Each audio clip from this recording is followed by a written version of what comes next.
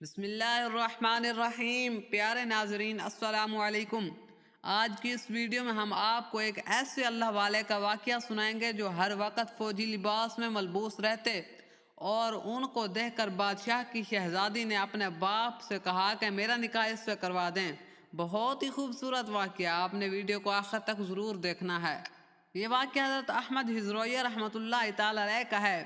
کہ آپ ہمیشہ فوجی لباس میں رہتے تھے اللہ والے، لیکن فوجی لباس میں ملبوس رہتے، اور آپ کی جو گھر والی تھی زوجہ فاطمہ بہت ہی بڑی عبادت گزار تھی، لیکن سردار بلخ کی دختر بھی تھی، اور یہ بھی مشہور تھا کہ انہوں نے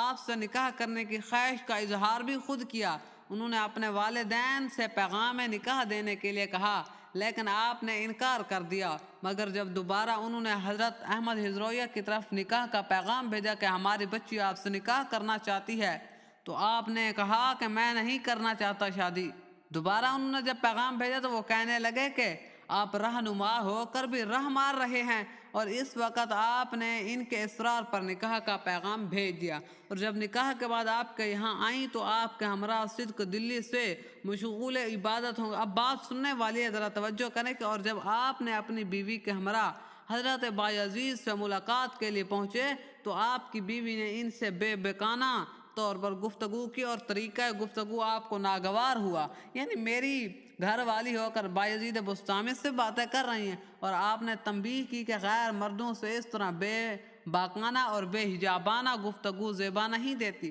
لیکن بیوی نے جواب دیا کہ خواہش نفس کی تکمیل میں جس طرح آپ میرے رازدار ہیں، اسی طرح بایزید خواہش طریقت میں میرے ہمراز ہیں، یعنی اللہ تعالیٰ کی طرف جانے کے راستے میں، اللہ تعالیٰ کی طرف ملانے میں یہ میرے ہمراز ہیں، اور انہی کی وجہ سے مجھے دیدار الہی نصیب ہوتا ہے، اور اس کی وجہ یہ ہے کہ آپ تو میرے صحبت کے متمنی رہتے ہیں اور وہ اس سے بے نیاز ہیں۔ ایک مرتبہ حضرت بایزید نے ان کے ہاتھ میں مہندی لگی دیکھ کر پوچھا کہ یہ مہندی کیوں لگائی ہے؟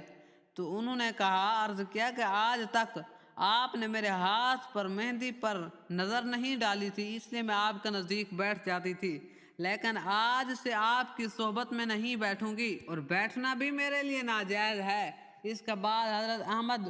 بیوی سمیت نیشاپور میں مقیم ہو گئے، اور جس وقت یحییٰ بن معاذ نیشاپور پہنچے تو انہوں نے آپ کی دعوت کے لیے جب بیوی سے مشورہ کیا تو انہوں نے کہا کہ اتنی مقدار میں گائیں، اتنی بکریاں، اتنا عطر اور 20 گدھے، کیونکہ ایک کریم کی دعوت کے لیے ضروری ہے کہ ان کے جو کتے ہیں وہ بھی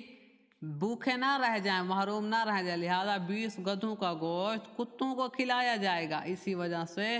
آپ اپنی بیوی کے متعلق یہ فرمایا کرتے تھے کہ جو شخص مرد کو دیکھنا چاہے وہ فاطمہ کو دیکھ لے۔ آپ اپنے نفس سے بے حد جبر سے کام لیتے تھے، چنانچہ ایک مرتبہ عوام جہاد پر روانہ ہوئی تو آپ کے نفس نے بھی جہاد کا تقاضا کیا، لیکن آپ کو یہ خیال ہو گیا کہ نفس کا کام چونکہ ترغیب عبادت نہیں ہے، اس لیے مجھے کس مکر میں مبتلا کرنا چاہتا، اور یہ شاید کہ اس کی ترغیب کا مقصد یہ ہو کہ دوران سفر روزے نہیں رکھنے پڑیں گے، رات کو عبادت سے چھٹی مل جائے گی اور لوگوں سے ربط و ضبط کا موقع مل جائے گا، مگر نفس نے ان سب چیزوں سے انکار کرتے ہوئے کہا کہ ان میں سے کوئی بات نہیں۔ پھر جب آپ نے یہ دعا کی کہ اللہ